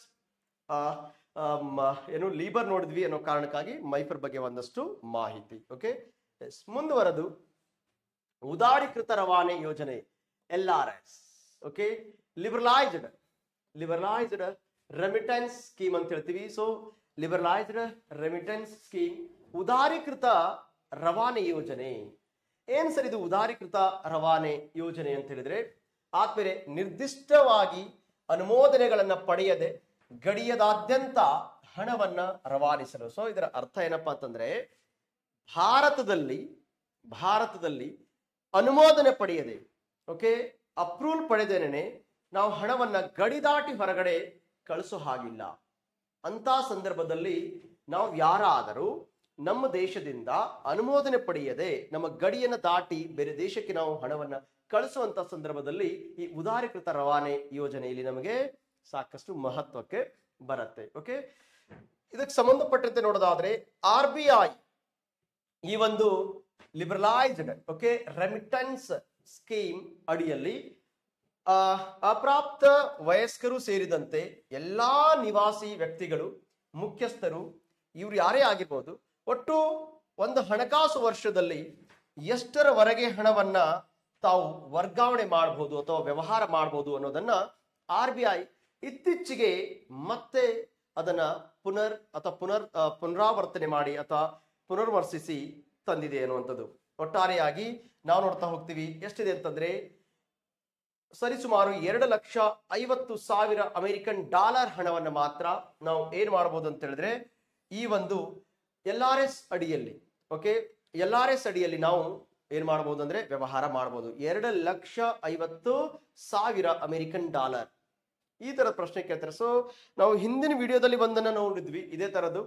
ಅಲ್ಲಿ PLS ಪ್ರಯಾರಿಟಿ ಲೆಂಡಿಂಗ್ ಸೆಕ್ಟರ್ ಅಂತ ಹೇಳಿ ಒಂದಿಷ್ಟು ಕನ್ಫ್ಯೂಸ್ ಆಗಬಾರ್ದು. ಇಲ್ಲಿ LRS ಅಂತ, ಇದು LRS, ಅದು PLS ಅಂತ, ಇದು LRS. ಆದ್ಮೇಲೆ LRS ದ ಉದ್ದೇಶ ಇಷ್ಟೇ, ನಮ್ಮ ಗಡಿಯನ್ನು ದಾಟಿ ಹಣವನ್ನು ಕಳಿಸುವಾಗಿರ್ಬೋದು ಅಥವಾ ಹಣವನ್ನು ಪಡೆಯುವಾಗ ಆಗಿರ್ಬೋದು, ಒಂದು ಆರ್ಥಿಕ ವರ್ಷದಲ್ಲಿ ಎಕನಾಮಿಕ್ ಇಯರ್ ಅಲ್ಲಿ, ಓಕೆ, ಅಂದ್ರೆ ಫ್ರಮ್ ಏಪ್ರಿಲ್ 1ರಿಂದ ಮಾರ್ಚ್ 31st ವರೆಗೆ ಈ ಒಂದು ಟೈಮ್ ಪೀರಿಯಡ್ ಅಲ್ಲಿ ಏನಪ್ಪಾ ಅಂದ್ರೆ ಸುಮಾರು 2,50,000, ಓಕೆ, 2,50,000 ಅಮೆರಿಕನ್ ಡಾಲರ್ಗಳನ್ನ ಮಾತ್ರ ನಾವು ವ್ಯವಹಾರ ಮಾಡತಕ್ಕಂಥದಕ್ಕೆ ಅವಕಾಶ ಇದೆ. ಓಕೆ, ನಿವಾಸಿಗಳಂದ್ರೆ ದೇಶೀಯ ವಾಸಿಗಳು, ಓಕೆ, ಡೊಮಿಸೈಲ್ಸ್ ಅಂತ ಹೇಳ್ತೀವಿ. ಇಲ್ಲಿ LRS ಅಡಿಯಲ್ಲಿ ಬಂಡವಾಳ ಖಾತೆ ವಹಿವಾಟುಗಳಿಗೆ ಹಣವನ್ನು ವರ್ಗಾಯಿಸಲು ಸಾಧ್ಯ ಇದೆ. ಜಸ್ಟ್ ಕ್ಯಾಪಿಟಲ್ ಅಕೌಂಟ್ಗೆ ಅಕೌಂಟ್ಗಳಲ್ಲಿ 2 ವಿಧ ಇರುತ್ತೆ, ಒಂದು ಕರೆಂಟ್ ಅಕೌಂಟ್ ಅಂತ, ಮತ್ತೊಂದು ಕ್ಯಾಪಿಟಲ್ ಅಕೌಂಟ್ ಅಂತ ನಾವು ನೋಡ್ತಾ ಹೋಗ್ತೀವಿ. ಓಕೆ, ಕರೆಂಟ್ ಅಕೌಂಟ್ ಮತ್ತೊಂದು ಕ್ಯಾಪಿಟಲ್ ಅಕೌಂಟ್. ಕರೆಂಟ್ ಅಕೌಂಟ್ ಅಂದ್ರೆ ಯಾವುದೇ ಒಂದು ದೇಶ ಒಂದು ಗೊತ್ತಾದ ಅವಧಿಯಲ್ಲಿ ಮಾಡಿರ್ತಕ್ಕಂತಹ ಈ ಆಮದು ಮತ್ತು ರಫ್ತಿನ ವಿವರಗಳನ್ನ ಒಳಗೊಂಡಿರುವುದಕ್ಕೆ ನಾವು ಏನಂತ ಕರಿತೀವಿ ಅಂದ್ರೆ ಅಲ್ಲಿ ಕರೆಂಟ್ ಅಕೌಂಟ್ ಅಂತ ನಾವು ನೋಡ್ತಾ ಹೋಗ್ತೀವಿ. ಓಕೆ, ಚಾಲ್ತಿ ಖಾತೆ ಅಂತ ನಾವು ನೋಡ್ತಾ ಹೋಗ್ತೀವಿ. ಬಟ್ ಇಲ್ಲಿ ಬಂಡವಾಳ ಖಾತೆ ಅಡಿಯಲ್ಲಿ ವ್ಯವಹಾರಗಳನ್ನ ನಡೆಸಬೇಕಾಗುತ್ತೆ. ಯಾವ ಖಾತೆಯಲ್ಲಿ? ಬಂಡವಾಳ ವ್ಯವಹಾರ. ಸೊ ಯಾವುದೊಬ್ಬ ವ್ಯಕ್ತಿ ಒಂದು ದೇಶದಿಂದ ಮತ್ತೊಂದು ದೇಶಕ್ಕೆ ಕಳಿಸಬೇಕಾದ್ರೆ ಅಥವಾ ಬೇರೆ ದೇಶದಿಂದ ತಾನು ತರಿಸ್ಕೋಬೇಕಾದ್ರೆ, ರಿಶ್ಯೂ ಮಾಡಬೇಕಾದ್ರೂ ಕೂಡ ಅವರು ಈ ಬಂಡವಾಳ ಖಾತೆಯಲ್ಲಿನೇ ತಗೋಬೇಕಾಗತ್ತೆ. ಓಕೆ, ಎಸ್, ಇದನ್ನ ಮೊದಲ ಬಾರಿಗೆ ಪರಿಚಯ ಮಾಡಿದ್ದು 2004ರಲ್ಲಿ ಎನ್ನುವಂಥದ್ದು. ಸೊ ಈ LRS ಸ್ಕೀಮ್ ಅನ್ನ ಮೊದಲು ತಂದಿದ್ದು 2004ರಲ್ಲಿ. ಸೊ ಆದ್ಮೇಲೆ ಇದಿಷ್ಟು ಉದಾರೀಕೃತ ರವಾನೆ ಯೋಜನೆಗೆ ಸಂಬಂಧಪಟ್ಟಂತೆ. ಓಕೆ, ಎಸ್, ಮತ್ತೆ ಮುಂದುವರೆದು ನಾವು ನೋಡ್ತಾ ಹೋಗೋರಿ. ಹಾಗಿದ್ರೆ ಇದಕ್ಕೆ ಸಂಬಂಧಪಟ್ಟಂತೆ ಸರ್ ಈ ಹಣವನ್ನ ಯಾರ್ಯಾರು ಕಳಿಸ್ಬೋದು ಅಥವಾ ಯಾರ್ಯಾರಿಗಿದು ಸಂಬಂಧಪಡುತ್ತೆ? ಕಾರ್ಪೊರೇಟ್ಗಳು ಈ ವ್ಯವಹಾರವನ್ನು ಮಾಡಬಹುದು, ಅಥವಾ ಪಾಲುದಾರಿಕೆ ಸಂಸ್ಥೆಗಳು ಮಾಡಬಹುದು, ಹಿಂದೂ ಅನ್ಡಿವೈಡೆಡ್ ಫ್ಯಾಮಿಲೀಸ್ ಇರಲಿ, ಟ್ರಸ್ಟ್ಗಳು ಮಾಡಬಹುದು. ಸೊ ಹೀಗೆ ಸಂಘ ಸಂಸ್ಥೆಗಳು, ಕಾರ್ಪೊರೇಟ್ಗಳು ಅಥವಾ ಪಾಲುದಾರಿಕೆ ಸಂಸ್ಥೆಗಳು, ಟ್ರಸ್ಟ್ಗಳು, ಇವರಿಗೆ ಇದನ್ನ ಯಾವುದೇ ರೀತಿ ಒಳಗಡೆಗೆ ಮಾಡಲಿಕ್ಕೆ ಅವಕಾಶ ಇಲ್ಲ. ಇತ್ತೀಚೆಗೆ ಸಾಕಷ್ಟು ಈ ರೀತಿಯ ಒಂದಷ್ಟು ಪ್ರಕರಣಗಳು ಬೆಳಕಿಗೆ ಬಂದ ಹಿನ್ನೆಲೆಯಲ್ಲಿ ಮತ್ತೆ ಇದನ್ನ ಸರ್ಕಾರ ಏನಪ್ಪಾ ಅಂತಂದ್ರೆ ಪುನರ್ ಪರಾಮರ್ಶಿಸಲಿಕ್ಕೆ ಮುಂದಾಗಿದೆ. ರೈಟ್, ಅಂದ್ರೆ ಇಂಡಿವಿಜುವಲಿ ನಾವು ಹಿಂದಿನ ಒಂದು ಸ್ಲೈಡ್ಗೆ ಹೋದ್ರೆ ನಿಮ್ಗೆ ಗೊತ್ತಾಗತ್ತೆ. ಇಲ್ಲಿ ಏನಪ್ಪಾ ಅಂದ್ರೆ ಅಪ್ರಾಪ್ತ ವಯಸ್ಕರು ಸೇರಿದಂತೆ ಎಲ್ಲಾ ನಿವಾಸಿಗಳು, ಓಕೆ, ಅಥವಾ ಮುಖ್ಯಸ್ಥರಿರ್ಬೋದು, ಅವ್ರು ಮಾಡ್ಲಿಕ್ಕೆ ಸಾಧ್ಯ ಇದೆ. ವ್ಯಕ್ತಿಗಳಂತ ಹೇಳ್ತೀವಿ ನಾವು. ಸೊ ಇಲ್ಲಿ ಪರ್ಸನ್ಸ್, ಓಕೆ, ವ್ಯಕ್ತಿಗಳು ಮಾತ್ರ ಮಾಡಬಹುದು. ಬಹಳ ಕೇರ್ಫುಲ್ ಆಗಿರ್ಬೇಕು. ವ್ಯಕ್ತಿಗಳು ಮಾತ್ರ ಮಾಡಬಹುದು. ಸಮಟೈಮ್ಸ್ ವ್ಯಕ್ತಿಗಳಂತ ಬಂದಾಗ ಬಂಡವಾಳ ಖಾತೆ ಬರೋದಿಲ್ರಿ ಅಂತ ಅನ್ಬಾರ್ದು. ಅನೇಕ ಜನಕ್ಕೆ ಡೌಟ್ ಬಂದ್ಬಿಡುತ್ತೆ, ಸರ್ ವ್ಯಕ್ತಿಗಳು ಬಂದಾಗ ಬಂಡವಾಳ ಖಾತೆ ಹೇಗೆ ಬರುತ್ತೆ? ಬಂಡವಾಳ ಖಾತೆಗಳಲ್ಲಿ ನಾವು ಏನಪ್ಪಾ ಅಂತಂದ್ರೆ ಹೂಡಿಕೆ ನೋಡ್ತೀವಿ, ಸಾಲ ನೋಡ್ತೀವಿ. ಸೊ ಅದರಲ್ಲೇ ನಾವು ಏನಪ್ಪಾ ಅಂದ್ರೆ ಈ ರೆಮಿಟೆನ್ಸ್ ಅನ್ನು ಕೂಡ ನಾವು ನೋಡ್ತಾ ಹೋಗ್ತೀವಿ. ಓಕೆ, ಮುಂದೊಂದು ಸಮಯ ಬಂದಾಗ ಕರೆಂಟ್ ಅಕೌಂಟ್ ಮತ್ತು capital account, current account convertibility, capital account ಕನ್ವರ್ಟಬಿಲಿಟಿಗಳ ಬಗ್ಗೆ ಒಂದಿಷ್ಟು ನೋಡ್ತಾ ಹೋಗೋಣ. ಅಲ್ಲಿ ಕನ್ವರ್ಟಬಿಲಿಟಿ ಅಂತ ಬರುತ್ತೆ, ಆ ಸಂದರ್ಭದಲ್ಲಿ ನಾವು ನೋಡಿದ್ರೆ ಒಳ್ಳೇದಾಗತ್ತೆ. ಓಕೆ, ಎಸ್, ಹಾಗಾಗಿ ಇಲ್ಲಿ ಟ್ರಸ್ಟ್ಗಳಿಗೆ ಅಥವಾ ಪಾಲುದಾರಿಕೆ ಸಂಸ್ಥೆಗಳಿಗೆ ಇದು ವರ್ಗಾವಣೆ ಮಾಡಲಿಕ್ಕೆ ಸಾಧ್ಯ ಇಲ್ಲ. ಓಕೆ, ಎಸ್, LRS ಅಡಿಯಲ್ಲಿ ಇವರಿಗೆ ಆ ರೀತಿಯಾದಂತ ಯಾವುದೇ ವ್ಯವಹಾರವನ್ನು ಮಾಡಲಿಕ್ಕೆ ಸರ್ಕಾರ ಅವಕಾಶವನ್ನ ಮಾಡಿಕೊಟ್ಟಿಲ್ಲ ಅನ್ನುವಂಥದ್ದು. ಹಾಗಾಗಿ ನಾವಿಲ್ಲಿ ಏನಪ್ಪಾ ಅಂದ್ರೆ ಫಾಟ್ಪಾ ಅಂತ ಕರಿತೀವಿ, ಫೈನಾನ್ಸಿಯಲ್ ಆಕ್ಷನ್ ಟಾಸ್ಕ್ ಫೋರ್ಸ್ ನಿಂದ ಸಹಕಾರೇತರ ಅಂತೂ ಗುರುತಿಸಲಾದಂತ ದೇಶಗಳಿಗೆ ಮತ್ತು ಭಯೋತ್ಪಾದಕ ಅಪಾಯಗಳನ್ನ ಉಂಟು ಮಾಡುವ ಘಟಕಗಳಿಗೆ ಜನರು ಹಣವನ್ನ ಕಳುಹಿಸಲು ಸಾಧ್ಯ ಇಲ್ಲ. ಸೊ ಇದರ ಅಡಿಯಲ್ಲಿ ಯಾಕೆ ಕೇಳಿದ್ರೆ, ಈಗ ಪರ್ಸನಲಿ ಕಳಿಸಿದ್ರೆ ನಾವು ಯಾರಿಗೆ ಕಳಿಸುವಂತ ಗೊತ್ತಾಗತ್ತೆ. ಬಟ್ ಇಲ್ಲಿ ಒಂದು ಸಂಸ್ಥೆನೋ ಒಂದು ಕಾರ್ಪೊರೇಟೋ ಅಥವಾ ಯಾವ್ದೋ ಟ್ರಸ್ಟೋ ಕೊಡ್ತಿದೆ, ಇನ್ನೊಂದು ಟ್ರಸ್ಟಿಗೆ ಕೊಡ್ತಿದೆ ಅಂದ್ರೆ ಗೊತ್ತಾಗೋದಿಲ್ಲ. ಇದಕ್ಕ ಯಾಕೆ ರೀತಿ ಸರ್ಕಾರ ನಿರ್ಬಂಧ ವಿಧಿಸಿದೆ ಟ್ರಸ್ಟ್ಗಳಿಗೆ ಅಥವಾ ಕಾರ್ಪೊರೇಟ್ಗಳಿಗೆ ಅಥವಾ ಪಾಲುದಾರಿಕೆ ಸಂಸ್ಥೆಗಳಿಗೆ ಅಂತ ಹೇಳಿದ್ರೆ, ಇಲ್ಲಿ as per financial action task force ಅಂತ ಹೇಳ್ತೀವಿ, ಫಾಟ್ಪಾ, ಇದರ ಪ್ರಕಾರ ನಾವು ಭಯೋತ್ಪಾದನೆಗೆ ಹಣ ಹೋಗೋದನ್ನು ತಡೆಯುವಂತ ಒಂದು ಕೆಲಸ ಮಾಡ್ತೀವಿ. ಹಾಗಾಗಿ ನಾವೇನಾದ್ರೂ ಈ ರೀತಿ ಪಾಲುದಾರಿಕೆ ಸಂಸ್ಥೆನೋ ಟ್ರಸ್ಟೋ ಅಥವಾ ಕಾರ್ಪೊರೇಟ್ಗಳ ಮೂಲಕ ಹಣವನ್ನು ವರ್ಗಾಯಿಸಿದಾದಲ್ಲಿ ಅದು ಮೋಸ್ಟ್ಲಿ ಭಯೋತ್ಪಾದಕ ಕೃತ್ಯಗಳಿಗೆ ಹೋಗ್ಬೋದು ಅನ್ನುವಂತ ವಿಚಾರ. ಹಾಗಾಗಿ ನಾವು ಈ ಒಂದು LRS ಅಡಿಯಲ್ಲಿ ಯಾವುದೇ ಕಾರಣಕ್ಕೂ ಕೂಡ ಹಣವನ್ನ ಟ್ರಸ್ಟ್ಗಳಿಂದ ಈ ಕಾರ್ಪೊರೇಟ್ಗಳಿಂದ ಕೊಡ್ಲಿಕ್ಕೆ ಸರ್ಕಾರ ಅವಕಾಶವನ್ನ ಮಾಡ್ಕೊಡ್ತಿಲ್ಲ ಅನ್ನುವಂಥದ್ದು. ಓಕೆ, ಸೊ ಇದಿಷ್ಟು ಏನಪ್ಪಾ ಅಂತ ಹೇಳಿದ್ರೆ LRS ಗೆ ಸಂಬಂಧಪಟ್ಟಂತ ಮಾಹಿತಿ. ಆದ್ಮೇಲೆ ಮುಂದುವರೆದು ಮತ್ತೊಂದು ವಿಚಾರಕ್ಕೆ ಹೋಗೋಣ. ಡಬ್ಬಾ ಟ್ರೇಡಿಂಗ್ ಅಂತ ಹೇಳ್ತೀವಿ, ಆರ್ ಬಾಕ್ಸ್ ಟ್ರೇಡಿಂಗ್. ಡಬ್ಬಾ trading or box trading okay, ಡಬ್ಬಾ trading or box trading. So ಇಲ್ಲಿ ಬಹಳ ಒಂದೇನು ವಿಷಯ ಇಲ್ಲ. ಡಬ್ಬಾ ಟ್ರೇಡಿಂಗ್ ಅಥವಾ ಈ ಬಾಕ್ಸ್ ಟ್ರೇಡಿಂಗ್ ಅಂತ ಹೇಳಿದ್ರೆ ಸ್ಟಾಕ್ ಎಕ್ಸ್ಚೇಂಜ್ಗಳ ವ್ಯಾಪ್ತಿಯ ಹೊರಗಡೆ ನಡೀತಕ್ಕಂಥದ್ದು, ಅಂದ್ರೆ ಷೇರು ಮಾರುಕಟ್ಟೆಯ ಹೊರಗಡೆ ನಡೀತಕ್ಕಂಥ ಒಂದು ಓಕೆ ಅನ್ಆಫಿಷಿಯಲ್ ಅನೌಪಚಾರಿಕ ಒಂದು ಟ್ರೇಡಿಂಗ್. ಷೇರು ಮಾರುಕಟ್ಟೆಯ ಹೊರಗಡೆ ನಡೆಯುವಂತಹ ಅನ್ಆಫಿಷಿಯಲ್ ಓಕೆ ಅನೌಪಚಾರಿಕ ಟ್ರೇಡಿಂಗ್ ನಾವು ಏನಂತೀವಿ ಡಬ್ಬಾ trading or box trading. Okay sir, ಯಾಕೆ ಈ ರೀತಿ ಮಾಡ್ತಾರೆ? ಡಬ್ಬಾ ಟ್ರೇಡಿಂಗ್ ಯಾಕೆ ಮಾಡ್ತಾರೆ? ಶೇರ್ ಮಾರ್ಕೆಟ್ ಬಿಟ್ಟು ಹೊರಗಡೆ ಯಾಕೆ ಮಾಡ್ತಾರೆ? ಬಹಳ ಸಿಂಪಲ್ ಹೇಳ್ಬೇಕಂತ ಹೇಳಿದ್ರೆ, ಇವರು ಸರ್ಕಾರದ ತೆರಿಗೆಯಿಂದ ತಪ್ಪಿಸ್ಕೊಳ್ಳೋ ಕಾರಣಕ್ಕಾಗಿ ಈ ರೀತಿಯಾದಂತಹ ಒಂದು ಡಬ್ಬಾ ಟ್ರೇಡಿಂಗ್ ಅಥವಾ ಬಾಕ್ಸ್ ಟ್ರೇಡಿಂಗ್ ಅನ್ನ ಮಾಡ್ತಾ ಹೋಗ್ತಾರೆ. ಓಕೆ ಆದ್ಮೇಲೆ ಸೊ ಇದನ್ನ ತಪ್ಪಿಸೋಕೋಸ್ಕರ ಸರ್ಕಾರ 1956ರಲ್ಲಿ ಓಕೆ ಭದ್ರತಾ ಒಪ್ಪಂದಗಳ ನಿಯಂತ್ರಣ ಕಾಯ್ದೆಯನ್ನ ಸರ್ಕಾರ ಜಾರಿ ಮಾಡಿದೆ. 1956ರಲ್ಲಿ ಭದ್ರತಾ ಒಪ್ಪಂದಗಳ ನಿಯಂತ್ರಣ ಕಾಯ್ದೆಯನ್ನ ತಂದಿದ್ದೀವಿ. ಸೊ ಅದರ ಅಡಿಯಲ್ಲಿ ನಾವು ಗುರುತಿಸ್ತೀವಿ ಇವರನ್ನ. ಸೊ ಸಿಂಪಲ್ ಪ್ರಶ್ನೆ ಕೇಳ್ತಾರೆ, ಡಬ್ಬಾ ಟ್ರೇಡಿಂಗ್ ಅನ್ನ ಅಥವಾ ಬಾಕ್ಸ್ ಟ್ರೇಡಿಂಗ್ ಅನ್ನ ಈ ಕೆಳಗಿನ ಯಾವ ಕಾಯ್ದೆ ಅಡಿಯಲ್ಲಿ ನಾವು ಬಂಧಿಸಬಹುದು ಅಥವಾ ಅವರನ್ನ ನಾವು ಯಾವ ಕಾಯ್ದೆ ಅಡಿಯಲ್ಲಿ ನೋಡಬಹುದು? ಸೊ ಅದು 1956ರ ಒಂದು SCRA ಭದ್ರತಾ ಒಪ್ಪಂದಗಳ ನಿಯಂತ್ರಣ ಕಾಯ್ದೆ ಅಡಿಯಲ್ಲಿ ನಾವು ನೋಡ್ತಾ ಹೋಗ್ಬೋದು. ಸೊ ಇದು ಡಬ್ಬಾ ಟ್ರೇಡಿಂಗ್. ನೆಕ್ಸ್ಟ್, ವರ್ಗಾವಣೆ ಬೆಲೆ ಅಥವಾ ಟ್ರಾನ್ಸ್ಫರ್ ಪ್ರೈಸಿಂಗ್. ಆದ್ಮೇಲೆ ಮುಂದುವರೆದ ಮತ್ತೊಂದು ವಿಚಾರಕ್ಕೆ ಬರೋಣ. ಡಬ್ಬಾ ಅಂತೀನಿ, ಟ್ರಾನ್ಸ್ಫರ್ ಪ್ರೈಸಿಂಗ್. ಈ ಟ್ರಾನ್ಸ್ಫರ್ ಪ್ರೈಸಿಂಗ್ ಅಥವಾ ವರ್ಗಾವಣೆ ಬೆಲೆ ಅಂದ್ರೆ ಏನ್ರಿ? ಒಂದು ಪಕ್ಷ ಅಥವಾ ಯಾವ್ದೊಂದು ಪಾರ್ಟಿ, ಪಕ್ಷ ಅಂದ್ರೆ ಪಾರ್ಟಿ, ನಾವು ಟ್ರೇಡ್ ಮಾಡ್ತಕ್ಕಂಥ ಯಾವ್ದೋ ಒಂದು ಪಾರ್ಟಿ ಮತ್ತೊಂದು ಪಾರ್ಟಿಗೆ ತನ್ನ ಸರ್ವಿಸಸ್ ಆಗ್ಲಿ ಅಥವಾ ಗೂಡ್ಸ್ ಆಗ್ಲಿ, ಗೂಡ್ಸ್ ಅಂಡ್ ಸರ್ವಿಸ್ ಯಾವುದನ್ನೇ ಆಗ್ಲಿ ಮತ್ತೊಂದು ಪಾರ್ಟಿಗೆ, ಪಕ್ಷ ಅಂತ ಹೇಳಿದ್ರೆ ಪಾರ್ಟಿ ಓಕೆ, ಒಂದು ಪಾರ್ಟಿಯವರು ಮತ್ತೊಂದು ಪಾರ್ಟಿಗೆ ಸರಕು ಅಥವಾ ಸೇವೆಗಳನ್ನ ಕೊಡುವುದು. ಸರ್ ಇದೇನು ವಿಶೇಷ? ಒಂದು ಪಾರ್ಟಿಯವರು ಮತ್ತೊಂದು ಪಾರ್ಟಿಗೆ ಸರಕು ಸೇವೆಗಳನ್ನು ಕೊಡೋದು ಅಂದ್ರೆ ಏನು ವಿಶೇಷ? ಅದ್ರಾಗ ಏನಿಲ್ಲಲ್ಲ. ಅದರ ವಿಚಾರ ಏನಂತಂದ್ರೆ, ನಾವು ಸರಕು ಮತ್ತು ಸೇವೆಗಳನ್ನ ಇವತ್ತಿನ ಕಾಲದಲ್ಲಿ ಮಾರಾಟ ಮಾಡ್ತೀವಿ ಬೆಲೆಗಳಿಗೆ. ಆದ್ರೆ ಇಲ್ಲಿ ಹಾಗಲ್ಲ. ಆ ಬೆಲೆಗಳಿಗೆ ಸಂಬಂಧಪಟ್ಟಂತೆ ನಾವು ಏನ್ ಮಾಡ್ತೀವಿ ಅಂದ್ರೆ, ಯಾವುದೋ ಒಂದು ವಸ್ತುನೋ ಮತ್ತೊಂದಕ್ಕೆ ಸಂಬಂಧಪಟ್ಟಂತೆ ಹಣ ಕೊಡೋದ್ರ ಬದಲಾಗಿ ನಾವು ಏನ್ ಮಾಡ್ತೀವಿ ಅಂತ ಹೇಳಿದ್ರೆ, ಅದೇ ಬೆಲೆಗೆ ಈ ಒಂದು ಸರಕುಗಳನ್ನ ನಾವು ಕೊಡುವಂತ ಪ್ರಯತ್ನ ಮಾಡ್ತೀವಿ. ಅದಕ್ಕೆ ನಾವು ವರ್ಗಾವಣೆ ಬೆಲೆ ಅಂತ ಕರಿತೀವಿ. ಎಷ್ಟೋ ಒಂದು ಬೆಲೆ ಹೇಳಿರ್ತಾರೆ ನಿಮಗೆ, ಆ ಬೆಲೆಗೆ ತಕ್ಕಂತೆ ನೀವು ಹಣ ಕೊಡೋದ್ರ ಬದಲಾಗಿ ಸರಕು ಮತ್ತು ಸೇವೆಗಳನ್ನ ಕೊಡುವಂತ ಪ್ರಯತ್ನ ಮಾಡ್ತೀರಿ.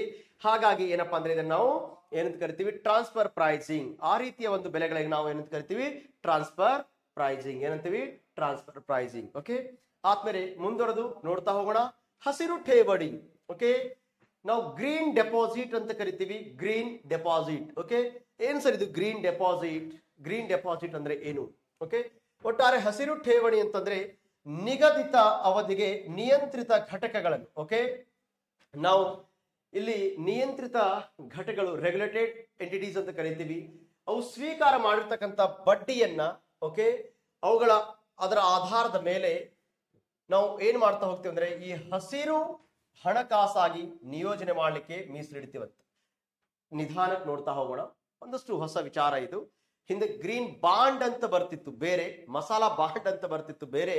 ಸೊ ಇದು ಸ್ವಲ್ಪ ಬೇರೆ ತರ. ಹಸಿರು ಠೇವಣಿ ಅಂತಂದ್ರೆ ನಿಗದಿತ ಅವಧಿಯೊಳಗಡೆಗೆ ನಿಯಂತ್ರಿತ ಘಟಕಗಳಂತ ಹೇಳ್ತೀವಿ ನಾವು. ಓಕೆ ರೆಗ್ಯುಲೇಟೆಡ್ ಎಂಟಿಟೀಸ್ ಅಂತ ಕರಿತೀವಿ ಆರ್ ಫರ್ಮ್ಸ್.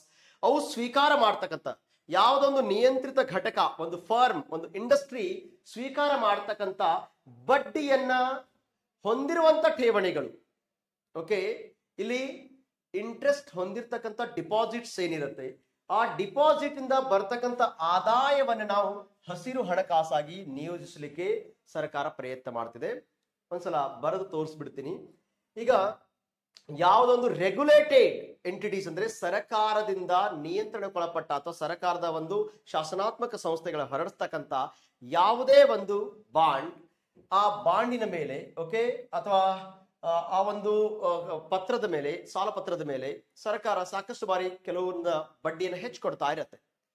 ಅದೇ ರೀತಿ ಒಳಗೆ ಇಲ್ಲಿ ಏನಪ್ಪಾ ಅಂತ ಹೇಳಿದ್ರೆ, ಈ ನಿಯಂತ್ರಿತ ಘಟಕಗಳು ಏನ್ ಸ್ವೀಕರಿಸ್ತಾವಲ್ಲ ಬಡ್ಡಿ, ಅದನ್ನ ಮಾರಾಟ ಮಾಡಿ ಬಡ್ಡಿಯನ್ನು ಸ್ವೀಕರಿಸ್ತಾವಲ್ಲ, ಆ ಠೇವಣಿಯಿಂದ ಬರುವಂತ, ಸೊ ಈಗ ಸಿಂಪಲ್ ಆಗಿ ಬರೋದು ನೋಡ್ಬಿಡೋಣ.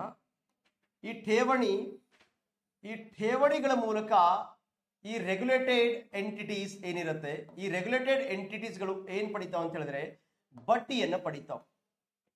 ಓಕೆ, ಈ ರೆಗ್ಯುಲೇಟೆಡ್ ಎಂಟಿಟೀಸ್ ಏನಿರುತ್ತೆ ಠೇವಣಿಯನ್ನ ಕೊಡೋದ್ರ ಮೂಲಕ ಬೇರೆ ಕಡೆ ಠೇವಣಿ ಮಾಡಿರ್ತಾವ್, ಸರ್ಕಾರದ ನಿಯಂತ್ರಿತ ಘಟಕಗಳಂತ ಕರಿತೀವಿ.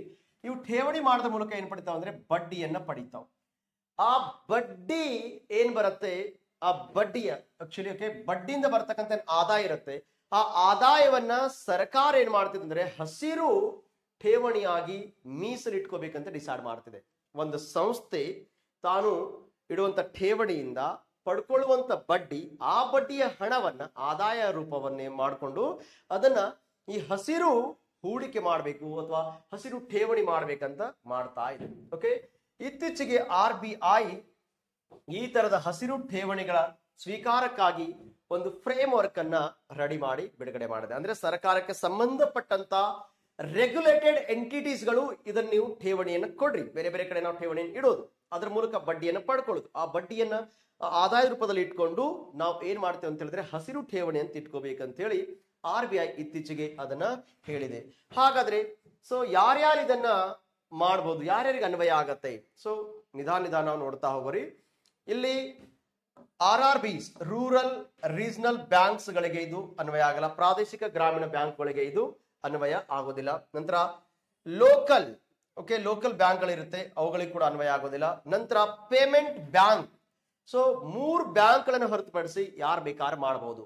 ಒಂದು RRBs, ಯಾಕಂದ್ರೆ ಕಂಪ್ಲೀಟ್ ಆಗಿ ಸರ್ಕಾರದ ದುಡ್ಡು ಇರೋದ್ರಿಂದ RRBಗಳಲ್ಲಿ ನಿಮಗೆಲ್ಲ ಗೊತ್ತಿರೋ ಹಾಗೆ. ನಂತರ ಪೇಮೆಂಟ್ ಬ್ಯಾಂಕ್ ಅದೊಂದು ಹೊರತುಪಡಿಸಿ, ನಂತರ ಲೋಕಲ್ ರೀಜನಲ್ ಲೋಕಲ್ ಬ್ಯಾಂಕ್ಸ್ ಅಂತ ಕರಿತೀವಿ, ಈಗ ತುಂಬಾ ಕಡಿಮೆ ಈ ಬ್ಯಾಂಕ್ಗಳು. ಇವುಗಳನ್ನ ಹೊರತುಪಡಿಸಿ ಉಳಿದವರು ಎಲ್ಲರೂ ಕೂಡ ಈ ರೀತಿಯ ಠೇವಣಿಯನ್ನ ಇಟ್ಕೊಳ್ಳಬಹುದು, ಠೇವಣಿಯನ್ನ ಇಡಬಹುದು. ಅದರಿಂದ ಬರುವಂತ ಬಡ್ಡಿಯ ಹಣವನ್ನ ಈ ಹಸಿರು ಠೇವಣಿಗಾಗಿ ಇಟ್ಕೊಳ್ಳುವಂತ ಪ್ರಯತ್ನ ಮಾಡಬಹುದು.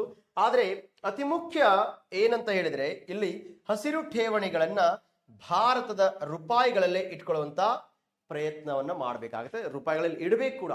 ಓಕೆ, ಎಸ್, ನನಗನ್ಸುತ್ತೆ ಹಸಿರು ಠೇವಣಿ ಬಗ್ಗೆ ಮತ್ತೊಂದು ಬಾರಿ ನಾವು ಕಂಪ್ಲೀಟ್ ಆಗಿ ನಿಮಗೆ ಗ್ರೀನ್ ಬಾಂಡ್, ಮಸಾಲಾ ಬಾಂಡ್ ಇವುಗಳನ್ನ ಹೇಳುವಂತ ಸಂದರ್ಭದಲ್ಲಿ ಮತ್ತೊಂದ್ಸಲ ಇವುಗಳನ್ನ ರೆಗ್ಯುಲೇಟೆಡ್ ಎಂಟಿಟೀಸ್ ಯಾವ್ಯಾವುದು ಹೇಗೆ ಮಾಡುತ್ತೆ ಅಂತ ತೋರಿಸಿದಾಗ ಗೊತ್ತಾಗತ್ತೆ. ಜಸ್ಟ್ ಇದು ಕರೆಂಟ್ ಪರ್ಪಸ್, ಮತ್ತೆ ಹೆಚ್ಚಿಗೆ ಇದನ್ನೆಲ್ಲ ಹೇಳ್ಕೊತ್ಕೊಳ್ಳಿಕ್ ಆಗಲ್ಲ. ಹಾಗಾಗಿ ಹಸಿರು ಠೇವಣಿಗಳನ್ನು ಇತ್ತೀಚೆಗೆ ಯಾರು ಅದಕ್ಕೆ ಫ್ರೇಮ್ ವರ್ಕ್ ಮಾಡಿದಾರೆ ಅಂದ್ರೆ RBI.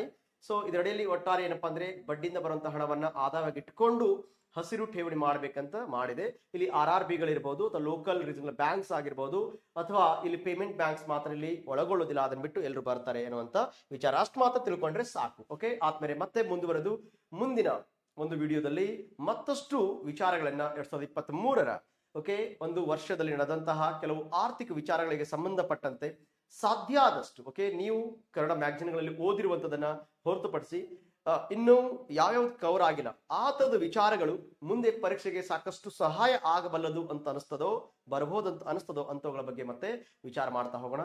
ನಮಸ್ತೆ.